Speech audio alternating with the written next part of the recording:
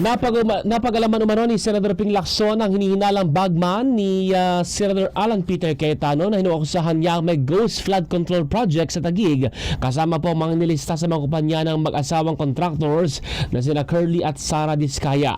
Itinuturo ni Lacson ang isang Taguig City engineer na nagbagsak ng halos kalahating bilyong piso sa casino gamit ang dalawang aliases. Tinatayang 374 million pesos sa isang pangalan at nasa 124 million pesos naman sa isa pa. Nagdag pa ng senador ang mga irregularidad sa infrastructure projects ay parte ng mas malaki at patong-patong na kickback scheme. Kahit na sinasailalim pa sa validation, may mga kopyaan niya siya ng cheque ng mga proyekto bago mapatunayang palpak o substandard. Handaan niya makipagtulungan sa investigasyon ang kapatid ni Alan na si Lino Cayetano.